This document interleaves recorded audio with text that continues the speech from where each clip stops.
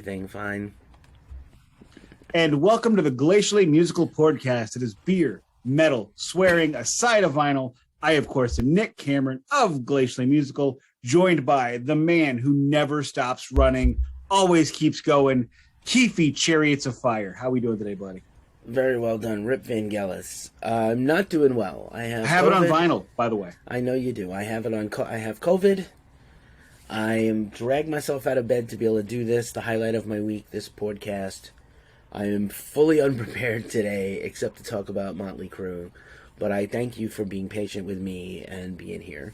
I've been drinking. So let me just say, now we have both had the COVID. Unfortunately, Keefy has got it way, way worse than I had it. He's probably got that new sexy variant that's going through blood-brain barriers and shit. So you are going to hear a lot from me this week. So first off, I'm going to beer check because somebody's got to do this this week, and I'm the only one drinking beer this week, so I feel awful. I am drinking a Firestone Union Jack IPA with 7% ABV. This is an IPA from the home of the IPA, which is England, although American IPAs are typically far better. To make this a little bit educational, I will explain that IPAs are originally from England. They were created to send to India during England's colonization and all the awful things that they did in India. During this time, they could not fly them there, so they had to go by sailboat. And when they got there, the beer had spoiled. So what they did was they created a significant amount of hops in the beer, so that way when the beer arrived in India, it tasted normal. However, and that's why it was the India export ale. However, we drink them before they're exported and on a sailboat, so they're hoppy as fuck and delicious.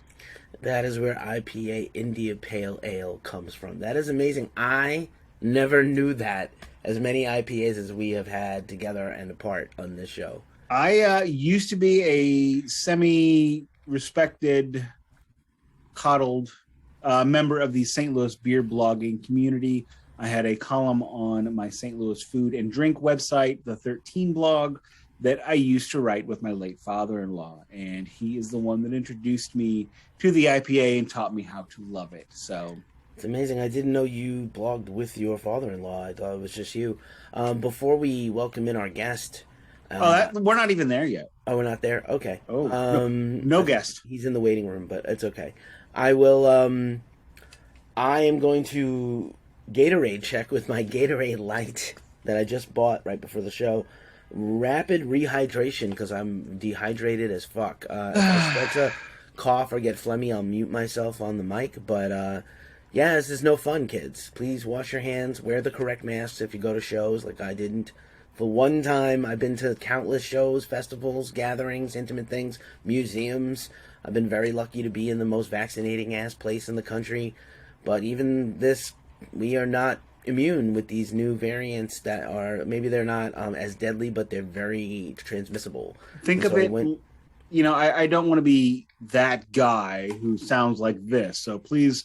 listen to everything I say before you curse my name. Or curse my name, but keep listening. Think of it like the flu. Not as in not more dangerous than, but remember like 3 years ago we had the flu vaccine and we had a flu pandemic? Because they chose the wrong strains of the flu in the vaccine. Or just, it's the whole thing about viruses is, by nature, they mutate and change to become resistant to whatever the masses are doing. And so we're not scientists or doctors, so I don't want to go down this road too much, but just these things happen. I managed to go 2 years and change without getting it. I've been very lucky. I went to a show, I grabbed the wrong mask on my way out the door. I hugged and talked to a lot of strangers and people at this show.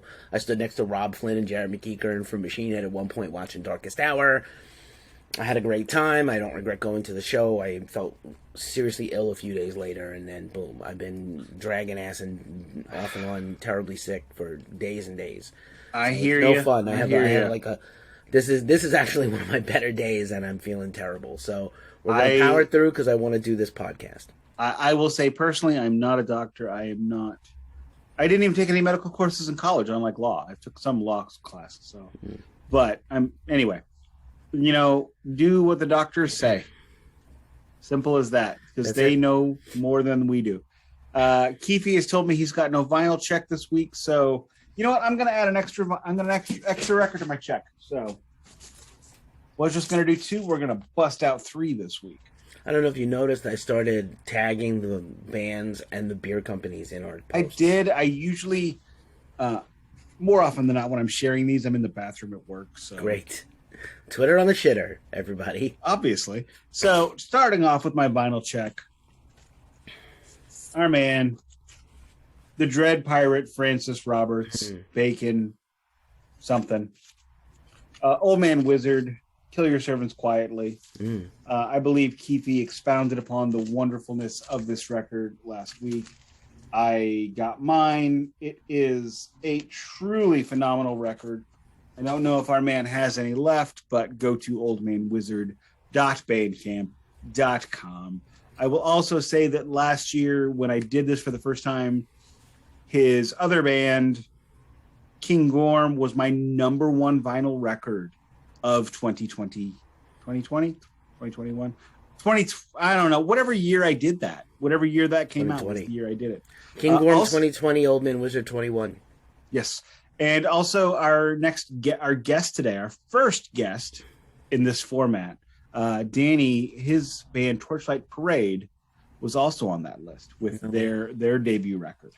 My next vinyl, that one, what did I pay? $15-20 for it? I don't know. It was whatever. Pretty cheap. My next one, Waylon and Willie. Yes. World War II. Got this at the Antique Mall for about a $5. Gonna be honest, kind of sucks.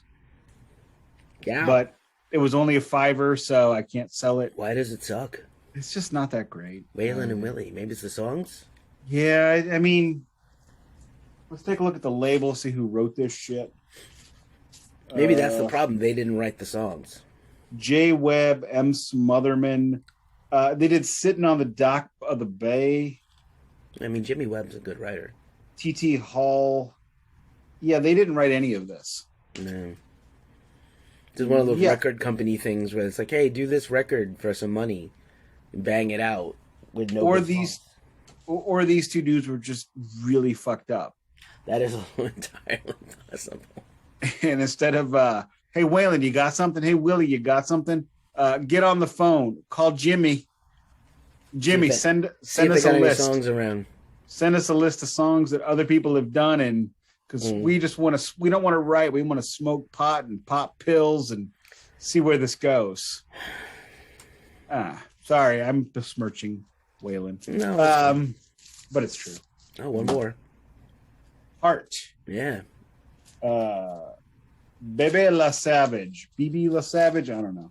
Got this one the same day I got the Waylon Willie record, a couple other records as well. Good day at the Antique Mall. They were all about $5-6 tops. I spent $35, got like 7 albums. It was amazing. That one's pretty good. I am actually getting down with Heart finally. I'm finally digging in. And the last vinyl check, which is not really a vinyl check because I've had this forever. Today's album subject. Motley Crue. Drop the record. Again. For that gatefold. Look at that. What are you pointing at? Stop pointing at his junk. It's horrifying. It is horrible. I was pointing at the wrong dude's junk, too. I was pointing at Vince's junk. You meant to be pointing at Tommy. Yeah, that's a huge difference. Yeah, it totally is. But that's the vinyl check. Length and girth. Ooh, that's the vinyl check. That's the beer check. I forgot to do the logistics. This week is different.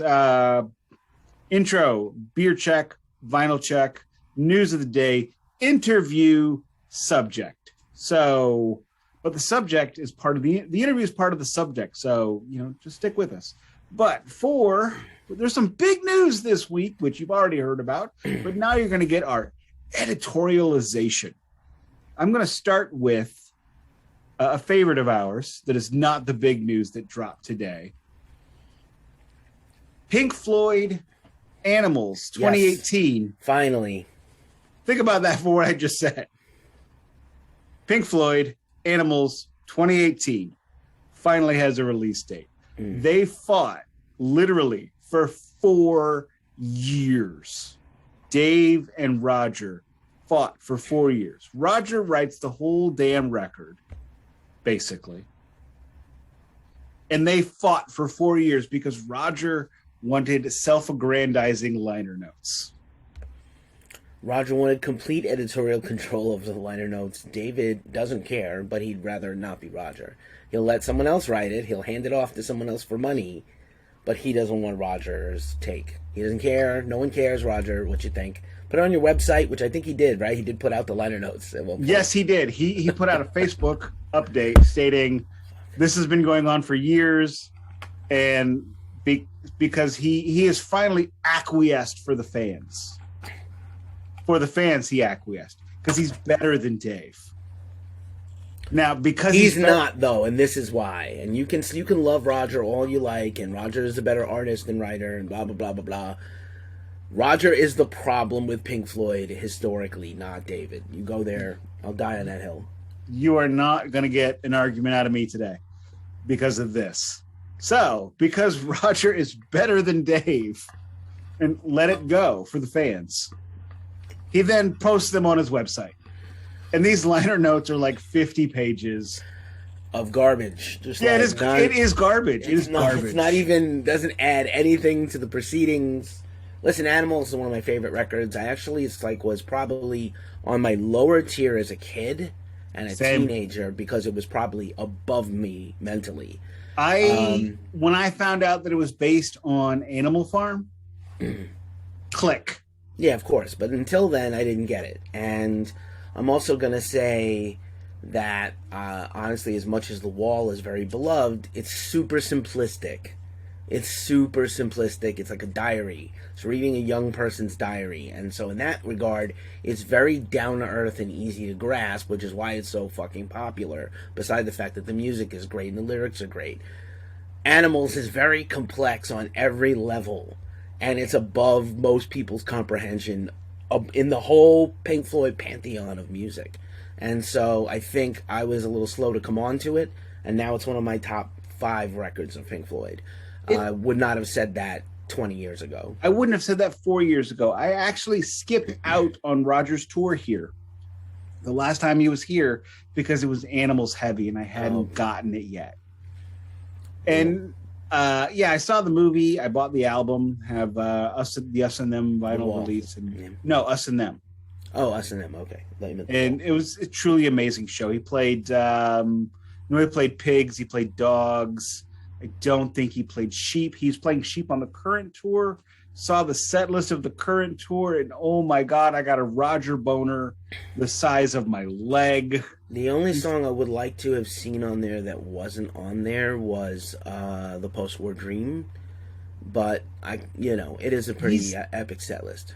My only complaint, I have one minuscule complaint, nothing off of Pros and Cons. Well, can't play them all. Well, I mean, he's busting out Powers That Be from Chaos, The Bravery of Being Out of Range from Amused to Death. My favorite Pink Floyd and Pink Floyd related record. That is my favorite one. Wow. It is ambitious, it is self-indulgent, and it's ridiculous. It's perfect. It's Roger in a nutshell. That is the brilliance of Roger Waters. Nobody else can understand it, and I don't quite get it, but I love that record. Anyway, the next bit of news I want to talk about. Have you heard about the Kiss Hoarder Circle? No. All right. For years, this is going to take a minute. I'm going to try to break it down to smallest bits as I can.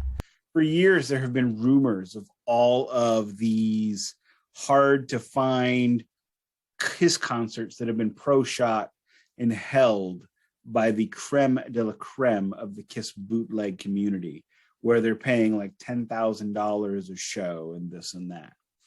Things like Detroit 1974 in color. Things like the 3 p.m. show from Budokan, the third night at Cobo Hall on the Alive tour with the platinum album presentation that no one has ever seen. All of these things are blowing out. They're on YouTube, made by a user named Sam Loomis. And the Kiss fandom, Kiss community has gone ape nuts over this. Personally, I have not been super excited because you see one Kiss show, you've seen them all, but they're dropping a bunch of stuff. Houston from 1976. There is another version of Anaheim 1976 in the stadium. There's been about 10 different things that have been dropped that no one has ever seen outside of a very small community. Nobody knows precisely why it's happening, but there are some messages to some of the professional fans, as they're called, in the Kiss world. People who have written books, one guy who's supposedly writing a book, and yeah, there's pretty amazing stuff out there. That may explain why I recently saw a Cobo Hall video from on YouTube that I had never seen before that popped up. That was it was probably 1976. Yeah, the Cobo Hall Alive recording, but the actual concert, not the the real stuff. The real stuff. I mean, as much as I love Alive is the greatest live album of all time because it sounds like you're at a concert. Yeah, it did what it was supposed to do, and live albums were never the same after this. And, however, it does not sound like a Kiss concert from 1976, and that's okay. It sounds like the concert you wanted it to be. Kiss has always been smoke and mirrors, and a lot of people who had not seen Kiss had the chance to think they saw Kiss, and that's right. Kiss is exactly smoke and mirrors, and they have this reputation for being this amazingly tight live band. No, they are sloppy as fuck. That's okay. They're American. So was Zeppelin. But before we get to the big news, I have another Kiss thing though. Go ahead. Oh yeah, hit that. I don't know if you've seen this. We have spent a lot of time on the podcast talking about Kiss Reunion, the Kiss Farewell Tour, the final, whatever that's going to look like. And interesting revelation this past week from Doc McGee, who said that Kiss is regularly in touch with Ace. Just in a general sense. They're in touch with him, they talk business with him. There have been mentions of him joining them on stage, like maybe they'll make an overture to him at some point. Whenever we get around to the last few shows, maybe we'll do something. Doc McGee reveals they do not talk to Peter at all. Peter is not in the conversation about joining the band at any point for a show or an appearance. Peter is not consulted and talked with, and apparently when it comes to business matters, it's all through the lawyers, and Peter's not involved. But that the fact that they don't even consider talking to Peter, partially because of how he left the last time. It's weird to me that they're holding grudges after all this time. They did the Rock and Roll Hall of Fame, they do all these things, and they're still mad about, Peter physically couldn't play on the last leg of the tour, and wanted them to do less shows, and they wouldn't. That's actually the truth. That's come from Peter. I wanted to do less gigs. They didn't want to. So I had to walk away. They claim they fired him. They claim they fired everyone. They've said they fired Ace 3 times. They've never... 1, Ace has been in the band twice. Right. 2, Ace quit the band twice. But they still say they fired him 3 times. So, and I'm not saying that, I said, if you're not competent and you can't play... the guy is older than all of them and has beat cancer. So, can he play a whole show today? I don't know. No. I doubt it. He just come on and sing a few songs. He just had knee surgery. Yeah, he could come on and sing a few songs. That's all anybody wants to do is have Peter come out with the cat face on and sing Beth. That's all anybody really wants, and maybe Hard Luck Woman. I don't expect him to do the drum solo from 100,000 Years on Alive 2. Oh, thank God. That drum solo sucks. He's not a young man, but I'm saying the length of it. He's not a young man anymore. He can't. I'm fine with that. Well, in fairness, none of those 4 dudes, except Gene, can still perform musically at a competent level. That's also true. I'm sorry. I love Ace. And, I still love that terrible, terrible human being. I don't want Ace getting into the Spaceman uni at all. No, and I mean the thing is Ace said he won't do it unless it's just him, and they fire Tommy. Yeah, they don't want to, and he don't want Tommy. So, like, if you're a Kiss fan, why are we talking about this? If you're a Kiss fan, dial down your expectations that Ace and Peter are going to make some grandiose final hurrah with the band. Maybe they get to come out at the last show ever. Knowing Gene and Paul, probably not. Probably no guests at the last show. You know, I'm going to disagree with that. I genuinely believe the overture's there. However, I believe the overture is My Way or Fuck Off. Or No Way. Yeah, and neither of those guys are going to say yes to that. Not even My Way or No Way. It's My Way or Fuck Off, and I'll kick you in the ass on the way out the door. Yeah, Peter will never say yes to that. Ace will never say yes. Correct. And I think that Gene and Paul are still very angry about a fresher wound where Ace and Peter refused to be in the A&E documentary. And Peter... Paul was very mad about that. Paul went on a tirade to the media about that. And Peter refused to let them use Beth. So he says... It's his song. It's his song. They're petty with them. When he gets petty back, they're going to take it worse. Like, that doesn't make sense. Yeah, I mean, look, these are all petty bitches. And Ace doesn't feel real feelings. Gene only cares about money. Paul is a ball of neuroses that leaves me staggered. And Peter is like, fuck all you guys. I'm old and I don't care. I'm from Brooklyn. I could still take all yous. Right. So that is Kiss. A good friend of mine once said, "Don't sweat the petty stuff, but pet the sweaty stuff." Oh God, I'm not touching that. Can I move on now? I did, so you don't have to. Go ahead. Oh Jesus, I'm moving on. We should just point out that right now Metallica is in the charts again with 1986's title track "Master of Puppets," which is awesome. I know a lot of people are bitching and pissing and moaning, but remember, 30 years ago now, Queen goes back in the charts with Bohemian Rhapsody because of Wayne's World. I myself, being a very sophisticated fan, had already heard Bohemian Rhapsody 6 months prior to that. Only on accident and just. I had gotten Queen Night at the Opera cassette tape for Christmas. I requested a Queen album. I didn't know what to request, and I got that one. So I did know that one. Nobody believed me, but I mean, I had that hipster cred, which I mean that's like not even good hipster cred to have. But so it's cool to see Metallica being introduced to a younger audience, and I mean I have nothing more to say. So the song Master of Puppets is in the charts. The album Master of Puppets is charting on Billboard, and the song. And this is all because of the Stranger Things season finale, which I've yet to watch because I haven't watched since season one. I'm just behind the season, and while I'm in a brain fog of COVID, I don't want to watch anything new. I've been rewatching all my comfort movies, so if I pass out, I don't care. Yeah, when I'm sick, I watch BSQ movies. Yeah. Which Clerks 3, We'll talk about Clerks 3 in a second, but yeah. So yeah, the fact that Master of Puppets, the song, is on the Spotify Global Top 50, that includes like Beyonce and Frank Ocean, that's insane. That Metallica, as big as the biggest rock band in the world is, still swims in a smaller pond than the Beyoncés. Okay, who has 20 number one hits in a row, or Shinedown, who just had another number one record, like their 20th number one something. So. Just for context, I know people are mad. Metallica's like Walmart. They're everywhere, and they're ubiquitous. You have to just let it go. It's a good thing that Metallica's in this thing. Actually, an orchestral version of Enter Sandman was in Westworld this past week. So again, these are good things. I don't even know what that is. Okay.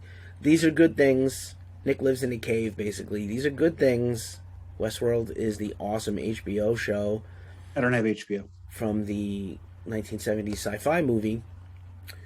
Anyway, these are all good things for music. Call me a Luddite troglodyte. I want to be something dite. Okay. Clerks 3 trailer. Did you see it? 80 times. My wife looks at me and she goes, "My God, I haven't seen you smile like that in a long time. I wish it wasn't over a stupid movie, but it's nice to see you smile."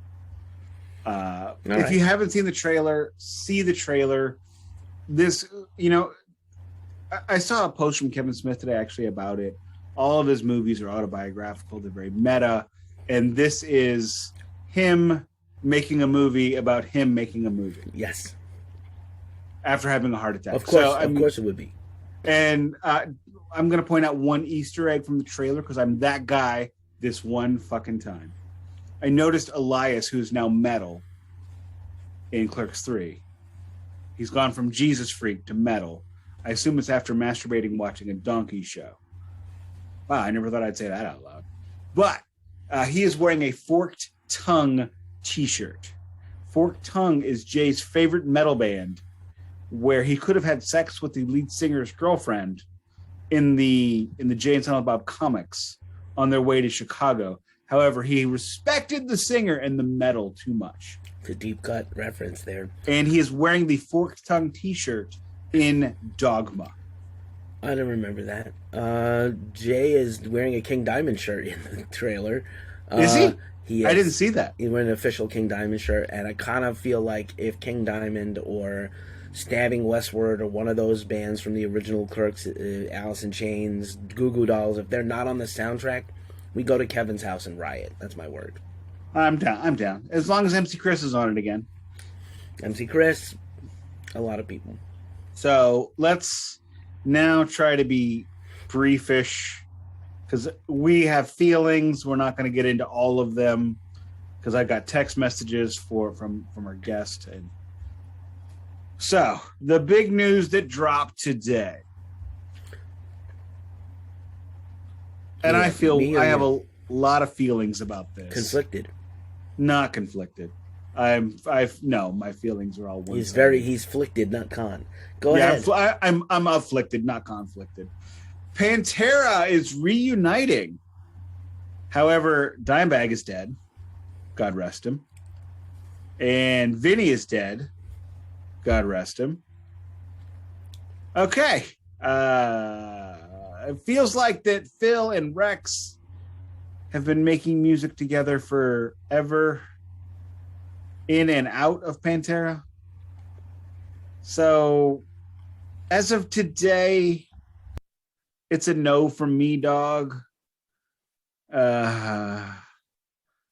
me a YouTube video or two, maybe I'll change my mind. But actually, I was listening to my Pantera live record today, and I don't know if I've mentioned this, but I'm selling a bunch of records on Discogs, and I listened to half of side one. I did not get first dibs on this offer of records at all. No love for the co-host whatsoever. Hey, I'm tweeting it, and it's on all the things. I didn't see. I've been sick. I got halfway through side one of the Dynamo show or whatever, and I went, this is fuck awful. This is just terrible. So it's for sale. So, and I just... Well, the Dynamo stuff is like maybe unauthorized soundboard recordings. I did one for Soulfly also. And I don't know, how good an open-air festival recording is going to be from the soundboard. Not Pantera, I'm sorry. It's my Sepultura live record.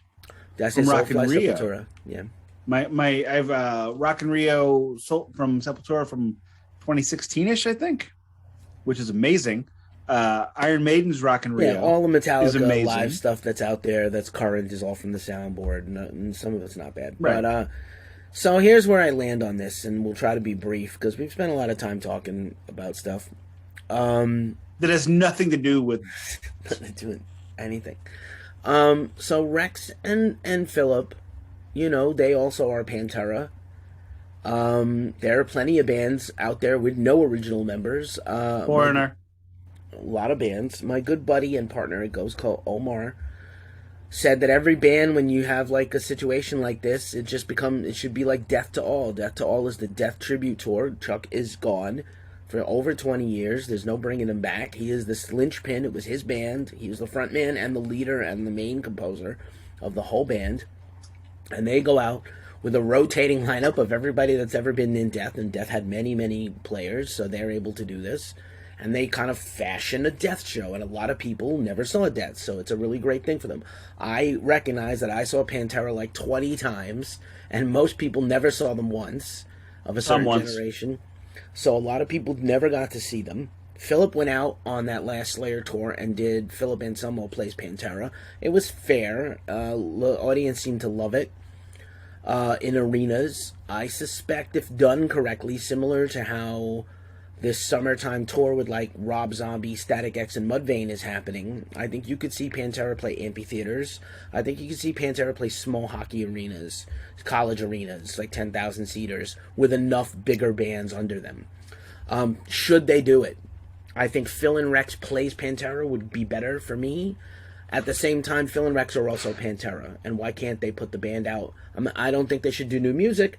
I would like to see this open a door to finally a full Pantera concert DVD Blu-ray. That is what we were promised. That's what I signed up for. That's what I want. And obviously no word yet on tour dates, no word yet on who would be in the band. For years, people have clamored that it be Zakk Wylde because he was best friends with Dimebag. Rex has gone on record and saying it absolutely will not be Zakk. He does not like the guy and would not be in a band with him, let alone let him do it.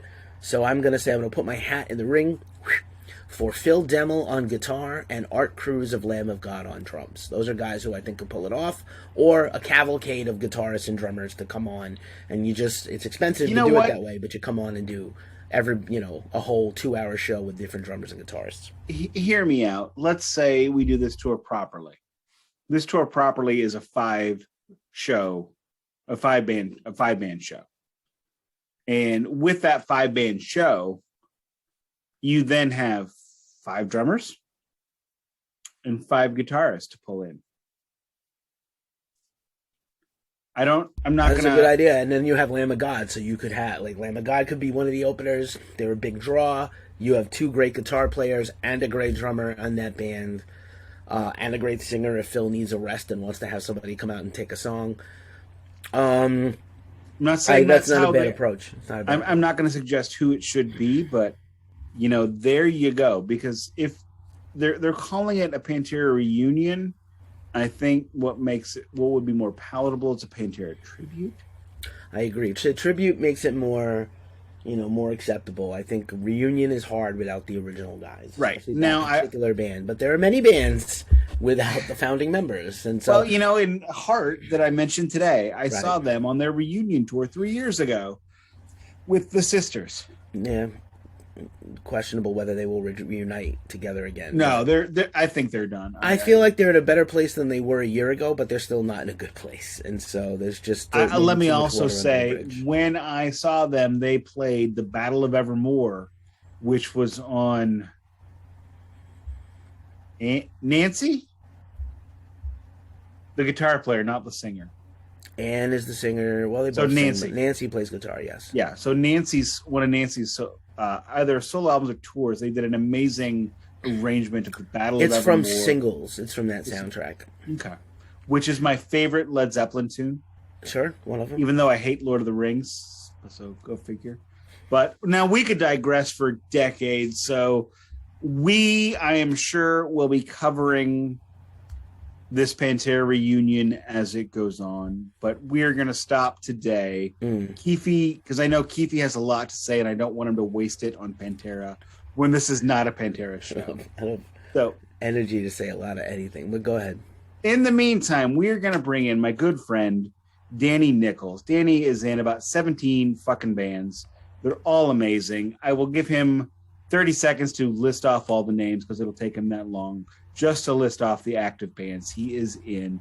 However, the biggest one he is in right now is a band called Torchlight Parade, which was, again, one of my 2020 top 10 vinyl records of the year. Amazing power metal, Judas Priest inspired. They have a new album that is out, and it's going to be released on vinyl, thank God, and I'm waiting till I can get a pre-order on that. So with that, we will bring in Danny. This meeting is being recorded. So we are joined by Danny Nichols. Who are you? Besides my very good friend. There you go. Yeah, Nik and I go back many years. I play rhythm guitar in a few different bands. The one of most current notoriety, though, is Torchlight Parade. We're based out of St. Louis, Missouri. We kind of have a interesting scenario going on for a metal band in that most of our band is actual morticians. A lot of death metal bands sing about death, but we actually live it. So our singer is an embalmer in St. Louis, and he is, yes, one of the most prolific embalmers. He's embalmed over 30,000 bodies. He's been in the industry for 10 to 12 years. And hang on, Danny. Everyone look at me right now, because now that I have the floor, you can see Danny's record. There it is. Yes, that is the first album. The second album was recently released, and I'll talk about that in a second. But anyway, our singer is an actual embalmer. Our drummer is a funeral director, and our the lead guitarist drives a hearse and picks up dead bodies all day long. So clearly you play death metal. Not really. It's more classic metal along the lines of Judas Priest, Twisted Sister. That's probably who we sound most similar to. You do not sound anything like Twisted Sister. I've heard your band. Okay, well, yeah, that's fair. So I don't know. Sometimes it's tricky to try and decide who we sound like. It is the singer's kind of a Rob Halford type vocal style. We got the two guitars, although the other guy is much more skilled than I am. So he handles all the soloing, not just some of it, like in Priest. Hang on. Danny likes to use self-depreciating humor, and do not listen to a word this man says when he starts talking down on himself. I have heard several of his projects. I have actually been in a room with him and subjected him to my horrific playing. And not at all. Danny is a spectacular player, and I have greatly enjoyed everything you have done. Well, I'm glad I fool some of the people some of the time. So I'm not foolable. And the common thread for all the things that you do and all your projects is you're in them. So yeah, and take some credit. It's fine. You deserve it. I got another band called 3/4 Francis, which I went to grade school with the guys in that band, and we're more of a Cheap Trick sounding thing. It's not heavy metal at all. Now, in fairness, I have not heard that one. Yeah, it's available now. So, and we're about to release another video. I just finished editing it today. I just kind of got to get approval from everybody in the band before we put it out. And that's more of a Cheap Trick sort of thing. I'm also in a black metal band, which is. Yeah, I didn't know if you were going to talk about that. I fucking love that band. Thank you. I appreciate that. We all kind of have secret identity. Even though you did not let me play a solo on the new album. Oh, okay. I did not know you were interested. Otherwise, I asked you. We were at St. Louis FC, and I said, if you need a solo, let me know. Oh my gosh, that must have been 4 years ago. So 3 or 4 years. Yeah, it was. Yeah, at least 3. Pre-pandemic. I don't remember that conversation. I know. Time has lost all meaning, and yeah, so it's fun. It's fun to be in different subgenres of rock. The new Torchlight Parade album is very exciting to us because we have added a keyboard player from the album of some notoriety. It is Teddy Andreadis, who was in Guns N' Roses, and he was also in Alice Cooper for a long time. He's played with Bruce Willis's band. He was in Carole King's band. Holy shit! He was in the dude from Moonlightning's band. Yes. Well, the thing that really gets everybody is he was the keyboard player for Jesse and the Rippers on Full House. Whoa! Not Hot Daddy and the Monkey Puppets, but the OG Rippers. You fact check me on that. He was in the band on Full House. No, I refuse to fact check that. He was on screen in episodes of Full House as the keyboard player with Jesse as his singer. It might have been the Meat Puppets or Monkey Puppets. Whatever, it was Jesse and the Rippers and Hot Daddy and the Monkey Puppets. That actually might be the one that he was in. Rather than Hot Daddy and the Monkey Puppets also did a polka version of Rock and Roll All Night, I might add. I wouldn't know if there was an album released by them. I wouldn't know if he was on that. There was not an album released. But this guy's he's legit, and he came to town with Gilby Clarke, and he's currently touring with Gilby Clarke, and he also tours with Walter Trout. Currently, he's in Walter Trout's band. When he was in St. Louis, we got to open for Gilby Clarke, and we met up with him. We hit it off with him, and he wanted to play on the album. So he did But I really wish that show had been 1 year later when I would, because I really, and I mean, I've seen you play several times and have loved every show, but I really regret missing that one. It was a great. Cool. It was actually turned out to be 2 nights because Enough's Enough had to drop on the second night to go back to Chicago. So we ended up going back a second night to play it again. So we had a residency at the Casa Loma Ballroom. The Casa Loma Ballroom is an amazing venue. Elvis played there, and Elvis played there? Elvis played there, yeah. Wow. It is an underused venue now. Like when you and I saw Buckethead together, which I actually talked about to my kid today as we were listening to Buckethead Lane 2, we saw Buckethead across the street from the Casa Loma Ballroom. Right. And I mean that room is amazing. It is Casa Loma is amazing. It's the coolest place I've ever been to, much less played. So needs to be made a little bit more. It needs to be used a little bit more. But let's not go too long because we are right. all in love with talking, and which is awesome. Well, that's like right. Because the Galatian Musical Podcast largely focuses on vinyl records, when is the vinyl edition of the new Torchlight Parade record, which, if memory serves, is called Don't Laugh When a Hearse Rolls By? Never laugh when a hearse rolls by. Oh, cock and balls! Well, what's even funnier is when we did the initial press release for it, somebody at Dewar typoed, and it got sent out as Never Laugh When a Horse Rolls By. And so there was this giant press release to the world. And it would have been tragic if it wasn't so hilarious. So like, maybe like the country music version of the album, I don't know. Look, I know Keefy is Dewar PR. I'm close friends with Curtis. I'm going to give him a tremendous amount of shit. We're all friends with Curtis here, and I know he's a great guy, and he did a really good job, especially with the 3/4 Francis, because that's a really small time project, and he really threw his all into it, and we got a lot of reviews and a lot of attention on that. So, and I know Keefy is laughing so hard on the inside about this right now, but he can't let it out because he has COVID. And he'll throw up his lungs. So, right. So the reason the horse rolls by, it came out a little while ago, but we're CD release shows, I guess, August 12th. So we're close to that. August 12th. Where is that at in St. Louis? At 21 Rock.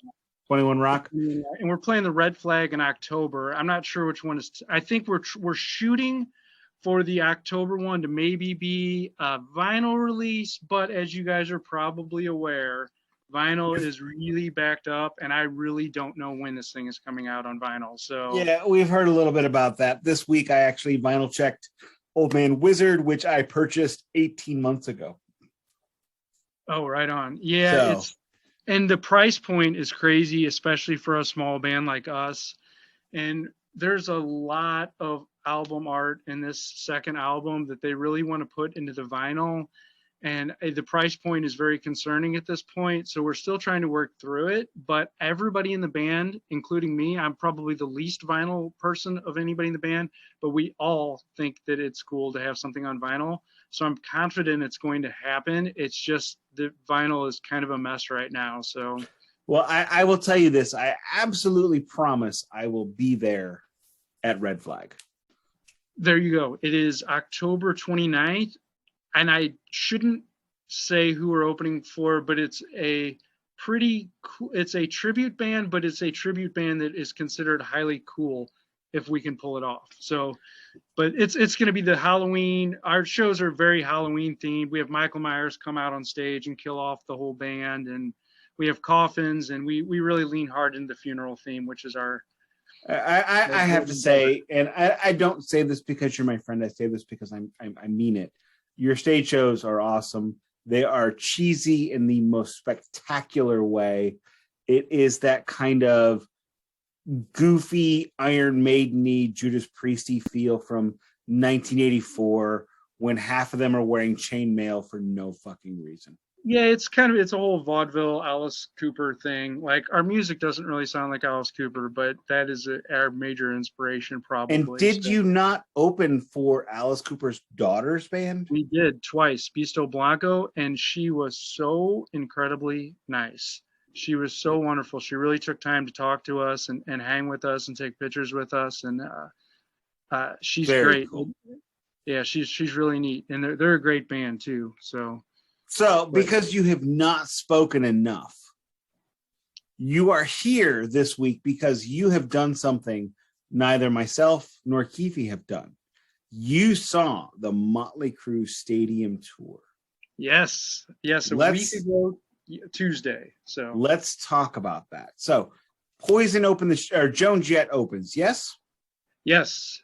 Give me a rundown on her set list. She was great. A lot of her songs, even her hits, are covers actually. So there was a lot of covers that she did. She did all the ones that I Hate Myself for Loving You, I Love Rock and Roll. She did Crimson and Clover. I'm not sure if that ever appeared on any of her albums, but she did that. I don't believe so. Did she look like she cared? Yeah, I would say so. Yeah, she was pretty cool. And I had never seen her before. You have seen something I have not. I saw her open for Tesla and Styx, and basically her whole set was, I hate you all. Yeah, I didn't really get that vibe. It was interesting in the lead up to the stadium show because there was so much press surrounding it and it never included Joan Jett, really. Like, she was kind of absent from all the talk, but I felt that she was a major draw. I had never seen her before. I'd had tickets to see her twice before this show even, and both times it got canceled or she dropped. I can't even remember which.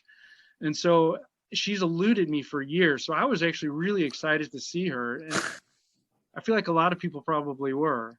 Joan Jett has eluded Danny Nichols for years. There is a beef brewing. Right. Yes. No. Yeah. Not. I'm sure she does not. Very Midwest. Yeah. No. Yeah. No, she was really good. That was exciting. It was over 100 degrees when she was on stage, so it was very hot.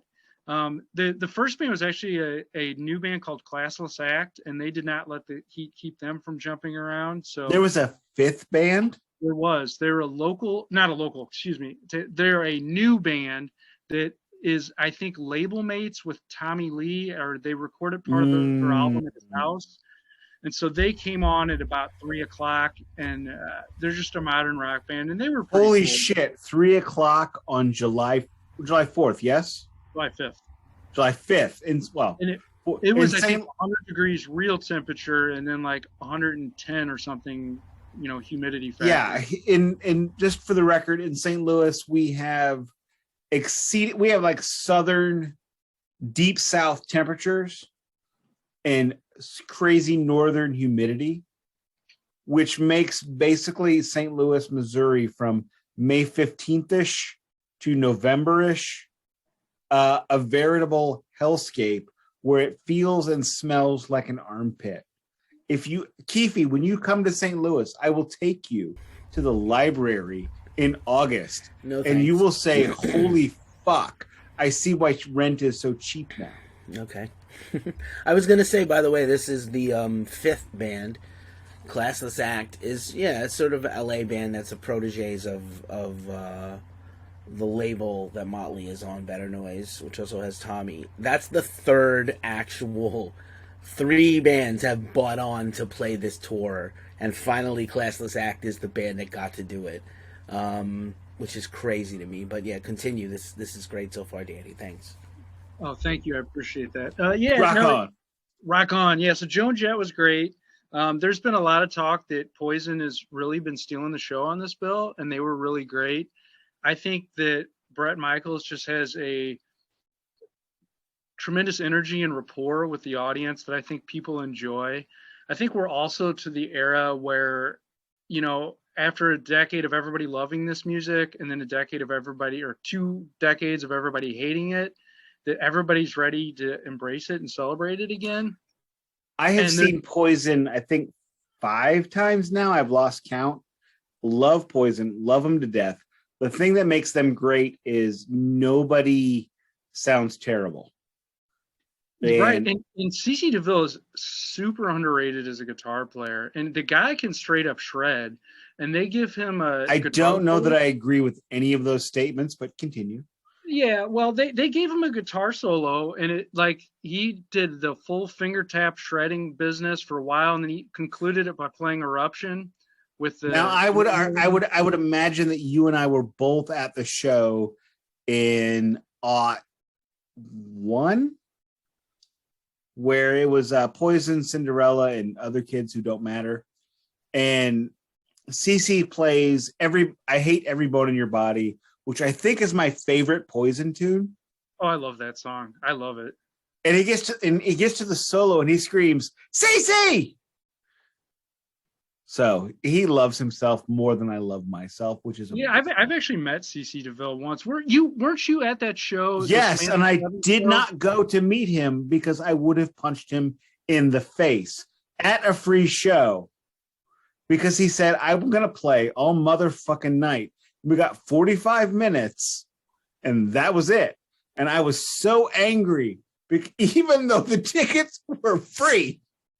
That was one of the great nights of my life, because I got up on stage with him and got a microphone to sing "Talk Dirty to Me" with CC DeVille on stage. So Danny, that was a you are literally one of my absolute favorite people in this world.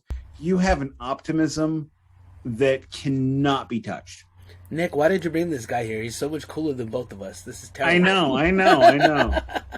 My big regret is like that was before cell phones and stuff, so there's literally no evidence that happened. But Nik was there, yes. So you saw it happen. So I was there. I didn't know you yet, but you saw some guys get up on stage and sing that song. Well, that was like 15 years before I met you. And I think it was 1998 or 99. Seven or eight. My ex-wife could not go to the show because she was not 21 yet. So that would have been 2000. It was 2000. That might be right. I know I was dating my wife then, but we weren't married yet. My good friend Chris that you met at the Ace Frehley show, the minister whom you talked about blowjobs to. Not realizing he was a minister. I love my life. My life. In a joking fashion. I hate to break it to you. Ministers know all about blowjobs and anal and worse. They know all about it. Telling him a story about Steven Adler that I would not have told him if I knew he was a preacher. It was a funny, yeah. So, anywho, I kind of want to hear the story now, but we won't interrupt the podcast for it. It was me, my friend Chris, who, as we mentioned, and my friend Dave, who was a drummer with 18 penile piercings. That's who I went to the show with. Right on. But yeah, he used to stick drumsticks in his rings while naked at rehearsals. Thankfully, I was not in a band with him. I would not want to be in a band with that guy either. No, that's no good. But I presume Danny happened to be on the stage because he says he did, and there were people. I saw the thing happen. It was awful, but I saw it.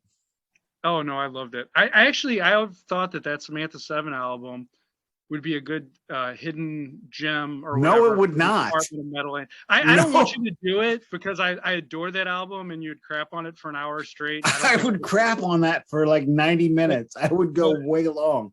I love that album. So I'm actually a big CC DeVille fan, and I think he's underrated as a guitarist. And Poison was great.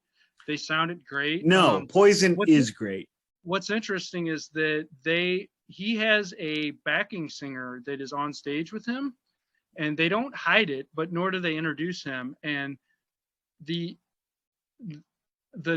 night before the show, some guys I know hung out with the guy who was the backing singer for Bret Michaels on stage, and that's how I know that that's what this guy's job was up there. It sounds like when I saw them last time, they had a piano player. He was semi on and semi off stage. I don't believe they introduced him, but you could hear him. They didn't hide him, but they didn't introduce him, which is fine. I mean, better that than tracks. So and it's fine, But Bret was great. The crowd loved him. I loved him. I adore Poison. It's literally that and Master of Puppets were my 2 first albums. So, and Blizzard of Oz. I got those 3 all at the same time. So, set list highlights from the Poison. About what you would expect. It's basically, I'm trying to think. I mean, Nothing But a Good Time.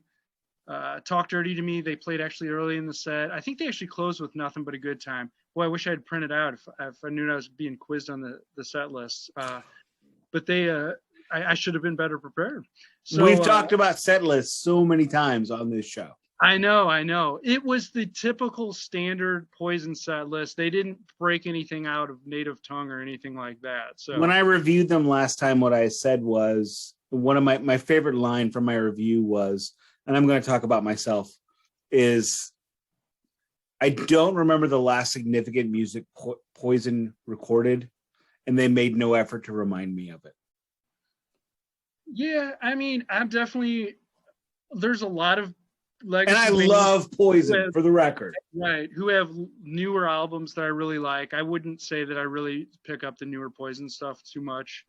But if they had anything since Hollyweird, which was abject crap, I might add. I don't think so. I'm not even sure those guys get along well enough to make another album, but they pull it together in time for a show, and it's great party rock, and it was 150 degrees, and I loved it anyway, and I was just happy to be there celebrating that music. Now, where did you sit for this show? Because I know at Metallica you were on the field.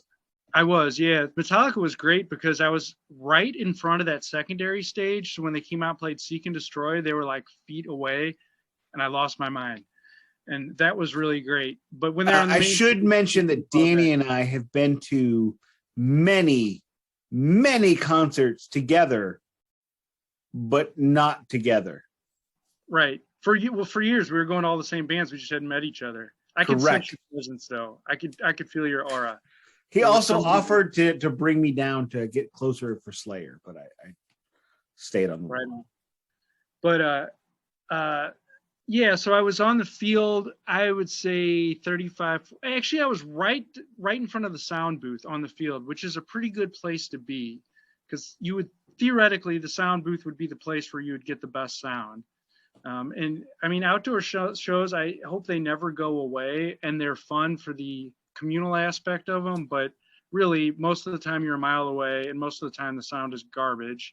But you know, they still have their place in this world, so I'll miss it when there's no more stadium rock bands. But I will say I've only been to 2 stadium shows in my life. One of them, unfortunately, was Ed Sheeran. The other was Metallica, and I had never heard Metallica sound so cool as it was in a stadium. And I think part of that is the rarity of stadium shows, because it's not something, especially in St. Louis, Missouri, we are, what is it, the 28th, 25th largest metro area in the country, in the United States. And once you get past the 10th, I mean, the size really falls off. So we don't get stadium shows, and up until Metallica played Busch Stadium, and I believe, and Danny would probably know better than I would, but I believe Metallica was the first band ever to play Busch Stadium 3, because every baseball stadium has been called Busch Stadium in St. Louis at some point. Yeah, that might be true. It's the first one I'd seen there for sure. But I think one way to look at it, especially with Metallica, is like, if you think back to 1986 and me being 9 years old and showing up to the 5th grade with Master of Puppets, and everybody was like, what is this noise? The idea that they would be playing stadiums is just absurd. Like, Agreed. U2 played Busch 3. Okay, I would not have been at that show. I would also not have been. But I mean, to think about, stadium shows in St. Louis before Metallica, Rolling Stones, the Beatles, U2. That's about it. Oh, you know what? I was actually at, I don't know if Rolling Stones played there or not, but. Who got a text message? Oh, that was me. Mute that stuff, son. Sorry. But Paul McCartney played there in August of 2018, because I was at that. Metallica played 2017, son. Really? Yes. At Busch Stadium? June 2017. Okay. Oh, you know what? Okay, I said that backwards. You're right. That's when I was there. Paul McCartney was August of 2016. I remember. Because I remember you talking about how had you been at your house, you would have been just as close. Well, I think I was actually closer to the Chicago stop on the tour than I was to the St. Louis stage. Our seats were so far away to afford to get in. So I hear you. So it's let's we could digress for about an hour because we've all been to 1,000 shows. Let's move forward. Who played after Point? And I don't mean to cut you off, and I'm sorry. No, that's fine. That's fine. That's fine. No, but much to my happiness, the next band was Def Leppard, because I think it would have been anticlimactic for Def Leppard to have been last, and it was announced that Def Leppard would be headlining, but day of show we found out they were second billed, and I'm not a big Def Leppard fan, but I'm not a big Def Leppard fan.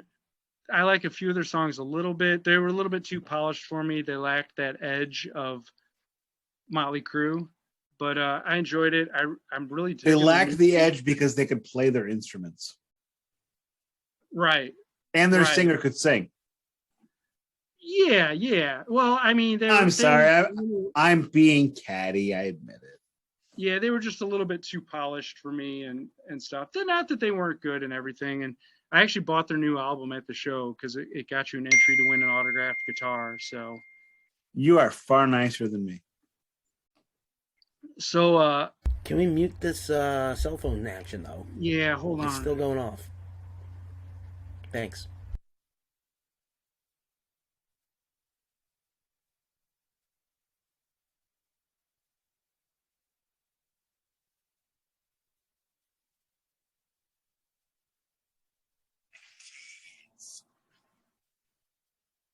Okay, so Def Leppard came on. They sounded really good. A lot of people accuse them of playing the tracks because they sound so good.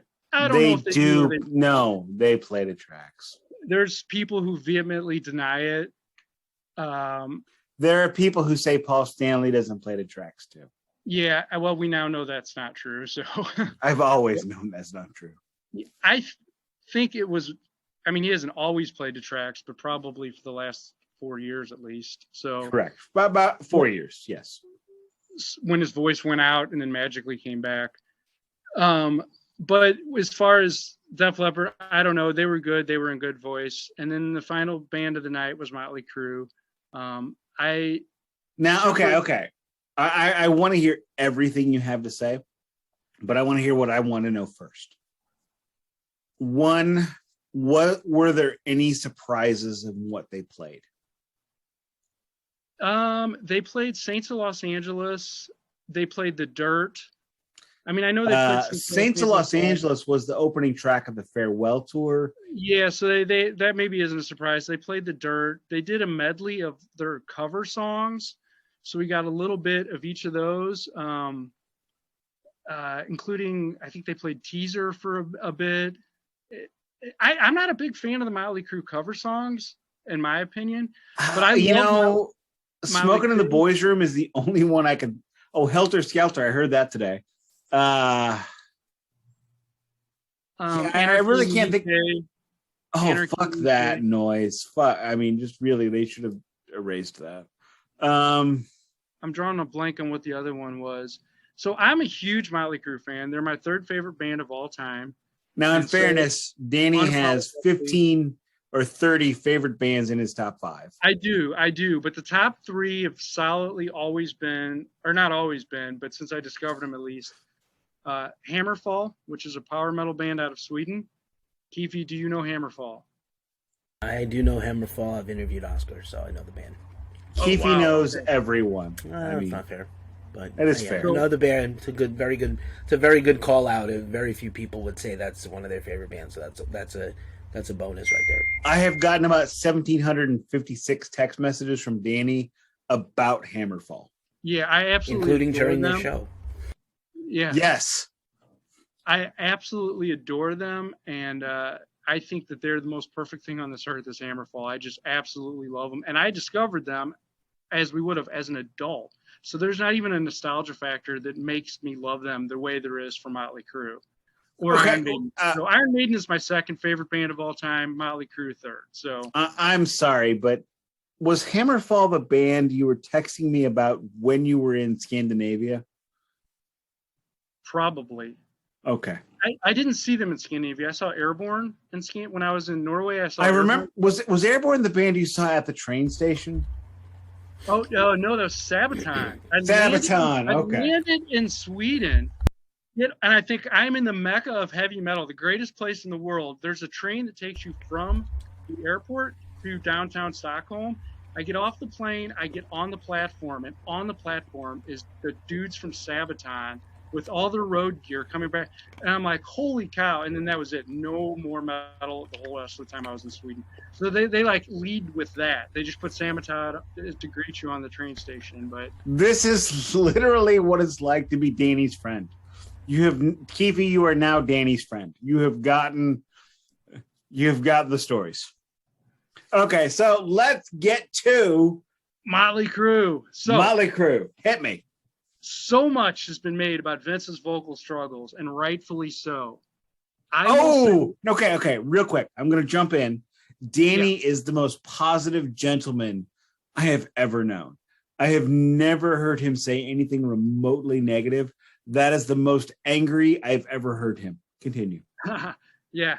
Well, so, I mean, I get it. Like, Vince, even in his prime, was never really a good singer. He sounds in his prime, he was bad. Yeah, he was never great. That's for sure. I mean, he gets it on the albums after however many. No, he does not. 3 years ago, we're sitting in the sitting room. We're listening to my wife's, not mine, my wife's copy of Theater of Pain that she got from Columbia House in the 80s. She looks at me and she says, wow, Vince never could sing, could he? Yeah, I don't know. I like Vince's singing on the albums for sure. Danny is very, very positive, not cynical. Well, I mean, if I didn't, I wouldn't be such a fan of the band. So, I don't necessarily like every vocalist, but I do like him on the albums. He has struggled live. I think I've seen him 7 times now live, and I would say 5 of the 7 times he was really bad. But I love Mick Mars so much, it doesn't matter. I can be okay with that. Tuesday night, though, he sounded as good as he has ever sounded live for about 70% of the set. So much so to the point that I turned to Doug, who I was with, and I thought that it was tracks. I was like, and I said, Doug to me, is he singing to tracks? Is this tracks? He can't be sounding this good because we've heard him sound so bad. And I was suspicious until about he got to Dr. Feelgood, and then he hit the wall, fell off the rag, and train wrecked the rest of the show. And I was like, no, he just was singing better than usual for those songs. So in 2015, my wife demands we go see the Farewell Motley Crue tour. They open with Saints of Los Angeles. She looks at me and she says, can we leave? Because she didn't like the singing. Yep. Well, so you saw a miracle on stage. Yeah, I've seen it once before. There was one other tour that they were on. I saw him out at Riverport, and I thought that he sounded pretty good that night too.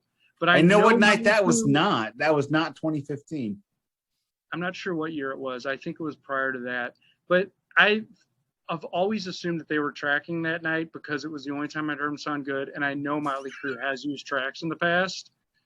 But I don't think they were using him this time because, like I said, he struggled for the last 2 songs of the set. I mean, he wasn't like he was Rob Halford up there or anything like that. But as good as can be expected, it wasn't distracting. He was getting through the songs, and he was sounding good. The one complaint I will have about Motley Crue is, and you may have heard this from some other people who have seen the show, the bass guitar was overwhelmingly loud, way too loud. And I guess when the guy that runs the band and calls the shots is the bass player, that could happen. I saw Whitesnake once, and you couldn't hear anything but the vocals. So that can be a thing, I guess. And I've heard. I've only seen Whitesnake once too. Yeah, I saw them at Family Arena, and they were okay. Just the vocals were too loud. But people from different parts of the stadium all had the same. I mean, we're talking puts Lemmy to shame loud. I've never heard a bass guitar that high in the mix, just drowning out almost everything. And maybe that was by design because they were afraid of what Vince was going to sound like. And you know what? If there is any bass player you want to hear crapping all over everything, it's probably not Nikki Sixx. Yeah. That sounds legitimately true. When I played in bands, I used to hate fuck my band. Like if we had like a fucking disagreement before the show, I would go to the soundboard and obnoxiously turn my own bass up louder than the guitars to fuck with them, especially how vain they were about their sound. Here's two questions I have, if I can jump in. I have seen video, like, you know, it's very fashionable to bag on Vince, and I am no stranger to bagging on Vince. The reason I don't love Motley Crue is Vince. That being said, Crue has bangers. I had to force Keefy into the Motley Crue series. True. At gunpoint. But Crue has bangers of songs, and I would never throw them away as a band, because I've said to people, like, if you never saw Crue, even a terrible Crue, go see them, because, like, at least it's an experience you could say you saw. What I'm seeing from the videos, and fuck everybody on this we didn't even talk about this. Many bands use teleprompters. I've seen Zakk Wylde use giant laminated sheets of paper with the lyrics, so he never looks up from his guitar. There's no reason to bust out teleprompters. But I'm just saying, like the whole internet before this latest week, like last week. I know, but everyone uses them. Everyone uses them, and so my point is, don't knock Vince for using them. I'm glad he's using them. Agreed. Hopefully, he's actually using them and keeping the lyrics right. Like anything that can help. Only if it's got a little bulb that goes. Ding, ding, they light up. They light up as they go. Okay. Okay. There we go. It's to a click track. So that's one. But like me, I'm interested in Tommy. So Tommy apparently got jumped by Vince before the first show. Is that real? That's according to the wife of one of the guys in the band, who was backstage. Because Tommy's girlfriend said no. Tommy's girlfriend and Tommy are notorious press whores. Wait, so you're saying publicity stunts with you PR. don't trust Tommy? I don't trust Tommy farther than I could throw that guy. Really? Yeah. He seems like a really so rational, normal dude. Yeah, I mean, with a 10-inch cock. How did Tommy play, considering he's got had broken ribs a month ago? Well, this was. Did he use his dick? I mean, not that I could. Well, you know, when for some reason they always have him. Maybe this is why, but he's always kind of shrouded. The way the lighting is, he's always very backlit and shrouded in smoke. So it's kind of hard to get pictures of him for sure. I've discovered when trying to take photos of the band. For the record, Danny, my man Danny, used to take photos for me, do some reviews for me for Glacially Musical, the blog. And he did some amazing concert photos without the super professional equipment. So yeah, I have a good but not great camera. But if you're patient, sometimes you can get good pictures with it. But this was, I think, the third show that he'd played the whole show. And I remember when he first broke his ribs, the first thing I did was look up on the internet like how long it takes to recover from broken ribs. And the timeline put it right about St. Louis. So I thought there was a chance we'd get a full show from him. I would say he sounded great, and that I could not tell any fault in his playing due to the broken ribs. And he was certainly energetic and potty mouthed as always. So he spoke. Spoke.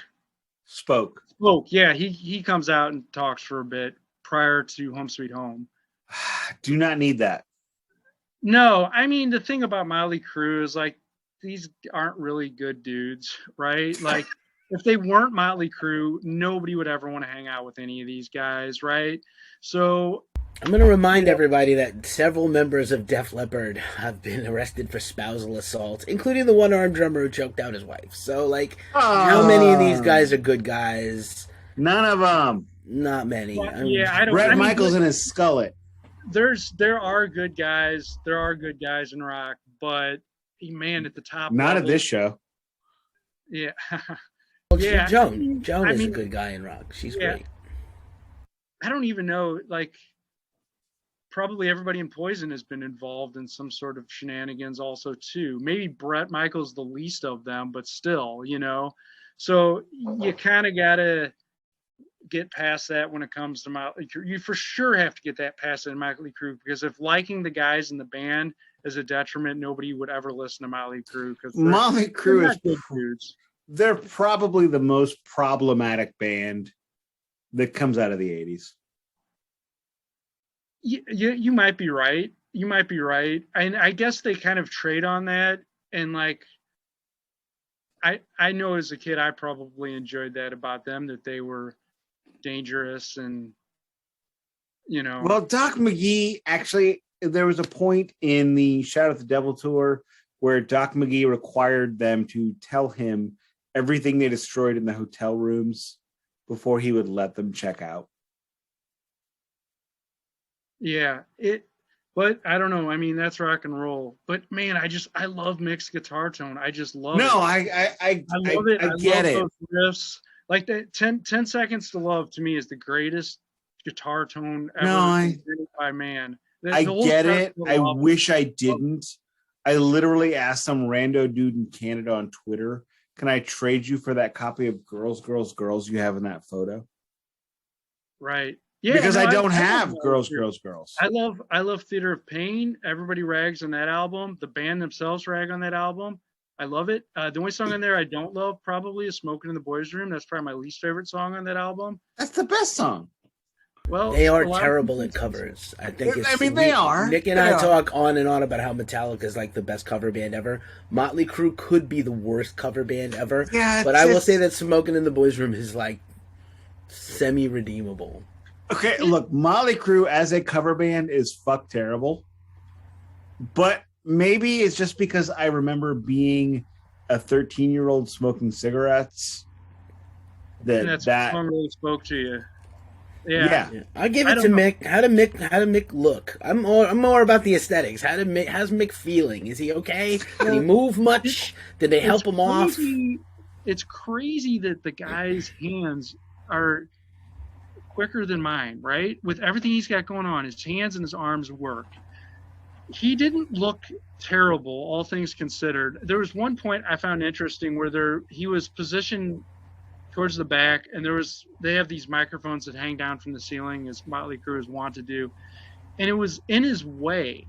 And so like he kept reaching up and batting at it to get it out of his way, because that was easier for him than just walking 5 steps away to get like away. A cat with a cat toy. Right. So it's like he doesn't move around a whole lot, but all things considered, I thought he was fine. And man, he still played great. So I'm just gonna say I can't believe he's not dead. Right. It's just yeah, I mean, that's the thing. It's everybody worried about him, everybody worried about Vince, and then it was Tommy that got hurt, or Brett got sick. So I mean, Mick is the one that really should be dead. Well, it's negligible that he should be. Like, it's the same thing. I know that Ozzy wants to tour again more than anything in the world. Not gonna happen. Shouldn't and might not get to.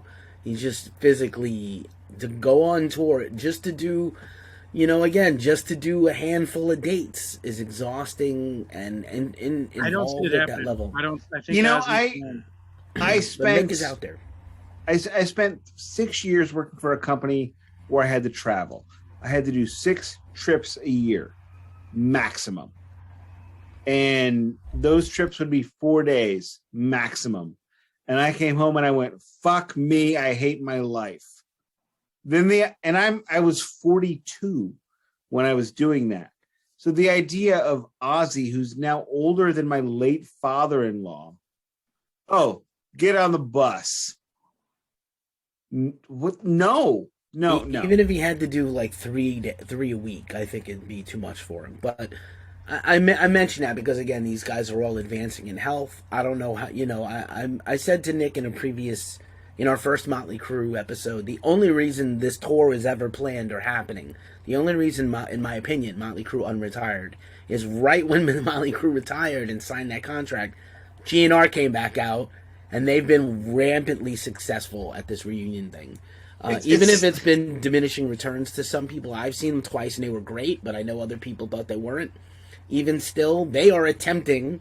Crue is Guns is attempting to do something Crue or Metallica cannot do, which is tour at the same clip they did 30 years ago, and they're doing it. I don't know how or why, but they are. It's very lucrative. Because they all stopped drinking? I don't know. I talked about this with Duncan last week. You know, in 1992, 1993, this reunion era did not exist. The idea of Kiss, Black Sabbath, Iron Maiden, Judas Priest, Motley Crue, the idea of any of those bands reuniting was ludicrous. And then them and everyone else reunited because the Eagles reunited and made $17 billion. Right. Right. Yeah. I mean, nobody ever stays retired. I mean, I guess Twisted Sister's on the clock. No, they're done because Dee just said that he's never touring again, even for his solo band. So I think they're done. I think we're not going to see that Van Halen tribute tour. This Pantera thing will be interesting. Nick and I talked about it before you joined us, Danny. Yeah, I saw that just before getting on. Ironically, today is the 37th anniversary of the original Live Aid with the reunions of Led Zeppelin and Ozzy Sabbath, for better or worse. Mostly worse. But is there... Danny, I'm going to give you a minute here. Is there anything else we need to know about that show? I would say that if the world exists for 1 million years, that there's like a 50-year period where you can see these great metal bands that we have now and these great rock bands. And I always kind of think that it could be somebody 100 years from now. I don't know. Maybe I'm crazy, but 100 years from now, I might sit back and think, man, I wish I could have seen Motley Crue, or I wish I could have seen Def Leppard.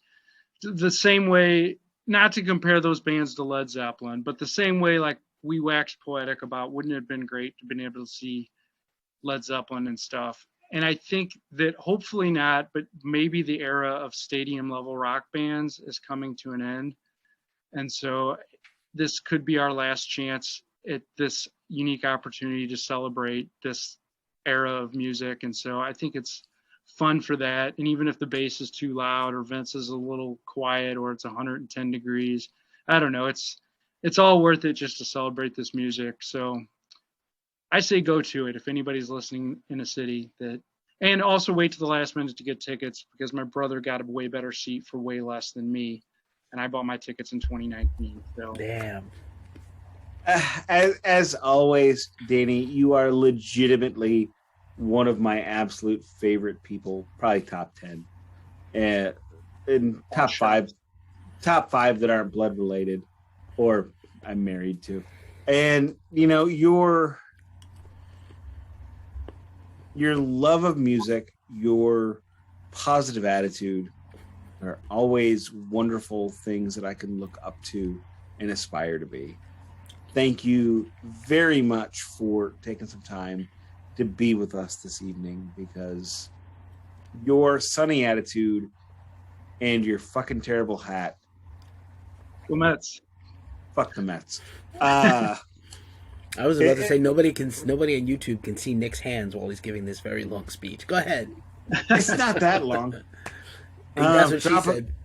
Oh no, she didn't. Dropping the Maloik. Thank you, Danny. Thank you very much. I will definitely, and I'm sorry I haven't seen you. It's everybody knows. It's been very pandemic-y the last few years, so it created all kinds of challenges for everything, including hanging out. So yeah, it's all good, and I appreciate you guys. I love this show, man. I love listening to you guys. You guys know so much about music. I learn a lot. And I really enjoyed it. Like, I've been jamming out all day to Flatline by Fireball Ministry, and I'm quite sure that I would not have been doing that if it wasn't for your program. So it's like sometimes I discover some stuff because of it.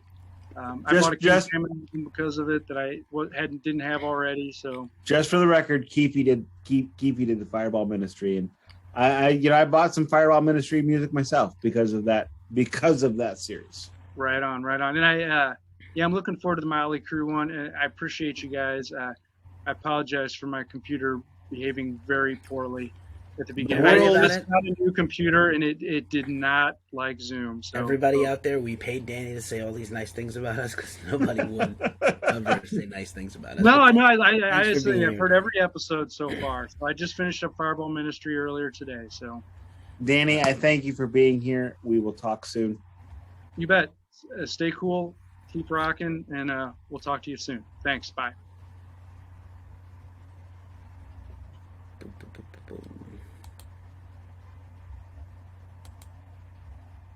Oh, okay.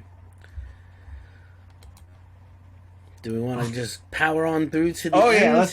Let's just get this done. Let's talk about boom. Nobody is still listening. If anyone Shout at the devil. We have gone on for like a decade. Let's just rock through this shit. Got to tell you, I listened to Shout at the Devil again today. It is not as good as I remember it from last week. I still love Shout at the Devil as my favorite Crue record. I think they only have 2 good records, is this and Feel Good, but you could say 3 if you feel so motivated. No, I don't. I don't feel like 3. With Vince. Yeah. I feel like total. the Karabi thing is a good record by itself if it wasn't Motley Crue. Yeah, it's not Motley Crue. It's a whole... I mean, that thing is a... It's them trying to be King's X, basically, in Alice in Chains, and it doesn't... Yeah, I mean, we Duncan and I did an episode... I love Karabi. So do I. Duncan and I did an episode on the DMA about that particular record, and John Karabi's first Union record, even, so... I would like... here's a fantasy band I want to see put a band together. Oh, Jesus. John Karabi, Damon Johnson from Brother Kane, and Alice Cooper, and Black Star Riders, and Lizzie and stuff. I'm making serious faces. Gilby Clarke. What the fuck? I love Gilby Clarke. And his solo records are great. And what, Alex Van Halen on drums? And no, I don't know. Neil Peart on bass? Just in general, I think those guys as songwriters, and Richie Kotzen. Let's put Richie Kotzen in here while we're at it. Fuck Richie Kotzen. Fuck that he's guy. Great. He fucked Bobby Doll's bass sister. I don't know, somebody. I don't give a shit about any of that. Fair enough. All right, can we talk about Motley Crue now? We could. Let's finish it off. Shout of the Devil starts off with In the Beginning. Holy fuck, that is pretentious bullshit. That no. Then it gets to Shout at the Devil proper, the track, probably one of their 10 best. But I mean, in fairness, maybe one of their 5 best. We're talking about a band that maybe did 100 tunes, so. Right. I would put this in the top 5. Shout at the Devil, great song, great title track, great everything. Even Vince is passable here. Vince is good here. He's really good here. It's in his range. He is not good. He's not good often, but he's really good on that self-titled record that he's not on. He's really good on that one. Moving on to Looks That Kill. Good video, good track, perfectly nailed 1983.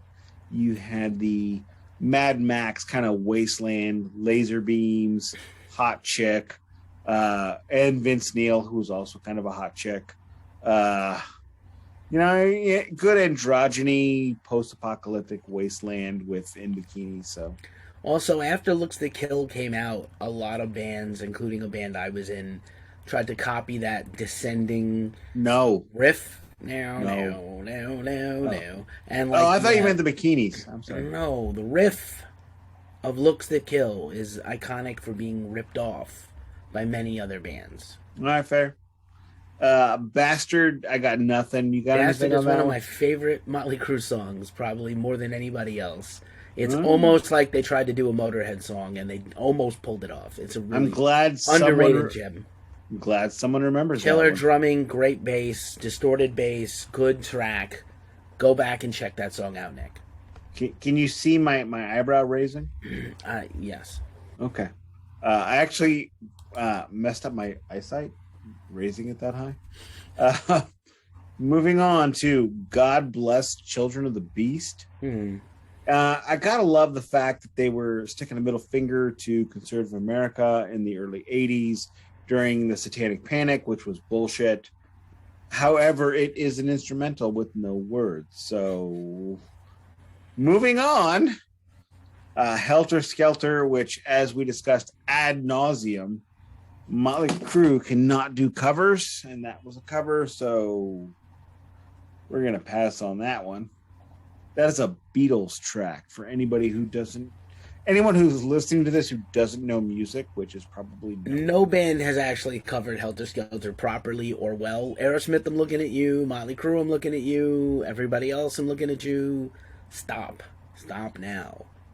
Then we move on to Red Hot, which I should remember, but I don't. Decent. It's decent. Was also in the Dirt. It's a pretty decent song. Too Young to Fall in Love, classic. This is the prototypical 80s hair metal song. It's completely vacuous with the giant gang vocal chorus with most people who can't sing. And you've got Too Young, Fall in Love, Too Young, Fall in Love. And then there you go. Knock 'em Dead Kid, which apparently was inspired by a fight that Nikki had with the Hells Angels. That turned out to be undercover cops, so worked that out. Did not knock them dead even a little. Anything? Not that great a song. No. This is, I'll get to that. 10 Seconds to Love. Okay, that's just, you know what? The title alone makes it not worth listening to. It's okay. And Danger is also okay. All right, Keefy is in a very. This is their second best record, and it's pretty not like it's a B, and it's a B on the strength of the good tunes, and I'm including Bastard. But so yeah, you could have left off those last three on side 2 and just been fine. And a couple of tracks. And I don't love the cover either, but whatever. Okay, I know people like it. People like Too Young to Fall. Too Young to Fall in Love's a good song, just straight up a good song. And actually, Vince is the least problematic part of that song. He's actually one of the better things in that song because it suits him. Actually, what I think you get in that song that you don't get everywhere else is you get when Vince is good is when he doesn't have to carry the whole vocal load. So when he gets to do the response to the call and response, he shines because he's singing this much, a tiny bit, as opposed to when he has to carry a whole, a whole chorus by himself. It's just like, oh my God, he's gonna break. He can't. Yeah. And I feel, like we're dogging him, but I think it's earned, and it never was good. Your wife was right. I was right. Everybody's been right. He was never that. He's the least accomplished, most popular singer ever, which is crazy. You wouldn't call Madonna a great singer. You think of Madonna, you think of dance, videos, and then you think of her on, movies. You think of her singing. I didn't say. I didn't say movies. She won an Academy Award. She's got. Wait, she did? She did? Evita. She won an Academy Award for Evita. I have that on vinyl. I didn't see it. Okay. So, would you say Vince Neil is less accomplished than Jim Morrison? Yes, by far. Jim Morrison wasn't trying to be a singer until they started doing blues songs. He was a poet. He wasn't trying to sing like a singer. He was an accidental singer. He accidentally he keyed his way into a career as a singer, but he was trying to be a poet. Wait, he just wanted to be a rapper. And he shovel-upped his way. All right, shovel-upped. All right. Shovel-upped. Again, copyright Curtis Dunlap, my BFF for life, for making that up, but it's true. He said, I cannot sing, so, I mean, that's fine. I can't blame Jim Morrison because he's not a good singer. He never wanted to be a singer. That's probably true. So, what we have here is we have a band who can play, except for Nikki. And Nikki can play. Don't insult. Nikki can play. I think Yeah, Nicky's a very good bass player, actually. Okay, He's also written most of the guitar parts of Motley Crue, so like you got to give Nicky a little more credit than you think. Okay, a band that can play, and Vince. And Vince has always been by far the weakest link. When they replaced him with a stronger link, they failed miserably. Well, that's because people didn't want it. That's what they didn't want it. They want the shit. They want trash. They want to eat bad food that's bad for them. They want to watch garbage TV that rots their brain. They want to listen to this band that isn't good and criticize them. Right? That's the human race. That's humanity. Okay. So, you know what's more interesting than this Motley Crue record? Nik's Piggly Wiggly shirt. And my Paper Street Soap Company shirt. Finally, the Piggly Wiggly. We should just make the shirt check a part of the show, and then we'll have to do it at the beginning. But Nik's shirt is awesome. Piggly Wiggly. I went to one and I nearly cried with joy. Also a fan of the Circle K and Come and Go. So if you can, I bought this shirt in Alabama last year. A legit one shirt. Of one of the nice gentlemen who was bagging my groceries told me it was a very nice shirt and I'd be very happy to have it. I don't know if I agree. It's a little not as soft as I like, but sounds like Alabama, rough and uncultured. I wish that was untrue. However, we did go to a Mustang museum down there. That's cool. About 90 minutes outside of Birmingham. What does the Mustang have to do with Alabama? It was there. Was it just that's where the museum is? Yeah, it's a dude has like 200 Mustangs, and he made a museum. And my wife is a big Mustang fan. No, really? Wow. So, I mean, work that out. I drive an electric car. She wants to buy a Mustang. We make it work. But she was we didn't know it was there. We were going to Orlando, Florida to go to Harry Potter World. And we checked in. We were smarter this time versus our last road trip vacation. We set up our stops. The only problem was my stupid self added an extra day. So it went from St. Louis, Memphis, Birmingham, just outside Birmingham, Florida.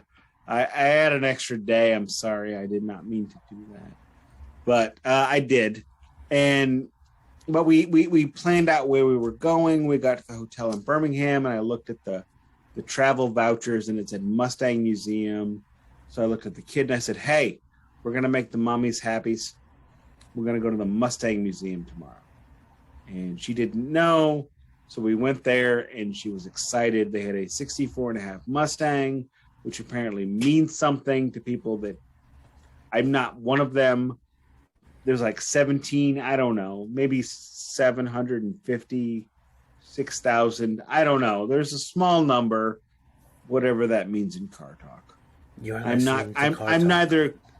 I'm neither click nor clack. You're listening to Car Talk on NPR with Nik and Keith. That's my car talk. Anywho, shall I take us home? All right. What do we have to say about Motley Crue? There's nothing else to say. It's a good record. It's their second best record. And it still only has like 5 good songs on it. But all right. It's definitely a buy. It's their B or A tier. Not an A tier because there's too much shit on it. But it's a high B tier album. For them, it's one of their pinnacles. It certainly... Does Motley Crue have an A tier record? Yeah, Feel Good is an A tier record. I think we're going to find out. I would agree with that. All right. Anything else you got this week? I literally am going to go get into this bed next to me and die. All right. Everybody, thank you so much for listening. We appreciate you just sticking with us because this has been a long goddamn episode. They don't normally go this long, but Danny brings out the worst or best in me, however you want to view it. A good friend of mine. I appreciate him taking some time to join us on a Wednesday night. Thank you very much to Keefy. Excuse me, I'm burping while I'm talking. I'm trying to wrap this up, but I'm burping. Keefy, thank you very much. I know you are feeling like ass on toast. It's going to get better. You're going to crush it. You're going to do those things I said you were going to do earlier.